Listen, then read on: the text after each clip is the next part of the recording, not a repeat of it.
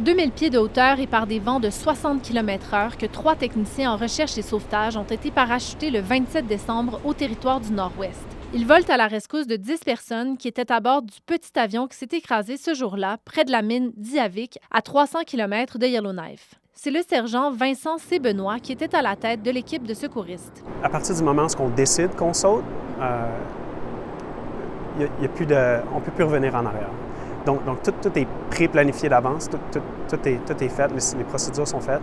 Les 3 heures et demie de vol qui séparent Winnipeg du lieu de l'écrasement ont été passées à faire des calculs pour effectuer le saut le plus précis possible et à préparer le matériel dont ils ont besoin pour venir en aide aux victimes. On a un sac avec notre équipement en avant.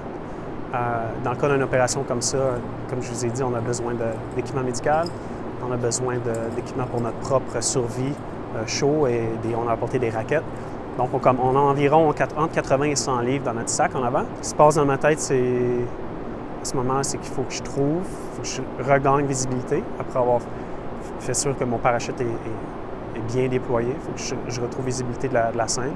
Une fois sur le site, le sergent et ses 2 coéquipiers sont venus en aide aux blessés, dont 4 étaient toujours pris dans l'avion. Les tentes se sont fait parachuter.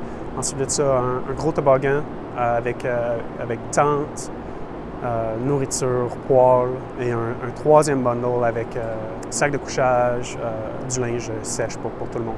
Il a fallu 14 heures avant que la météo ne permette à des hélicoptères de venir récupérer les secouristes et les rescapés. Dans son mandat de sauvetage, le 435e escadron couvre une zone de plus de 10 millions de kilomètres carrés, allant de la ville de Québec jusqu'à la frontière entre l'Alberta et la Colombie-Britannique et de la frontière américaine jusqu'au pôle Nord.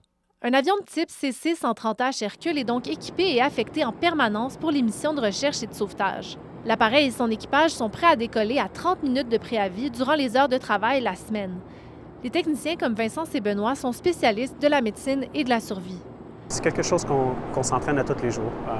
Ici, à l'escadron 435, tous les techniciens en recherche et sauvetage au Canada, on parachute presque tous les jours. Ce saut-là n'est pas différent des autres. Seulement le vent et la visibilité étaient un petit peu différents que le risque qu'on prend en entraînement.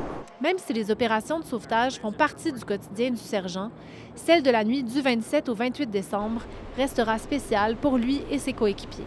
Nous, on ne l'oubliera jamais parce qu'on est fiers de les avoir sortis du pétrin. Je pense qu'eux n'oublieront pas leur expérience non plus.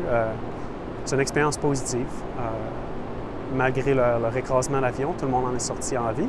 Voir leur visage quand on arrive, ça fait vraiment chaud au cœur. C'est pour ça qu'on fait ça. C'est pour aider les citoyens canadiens.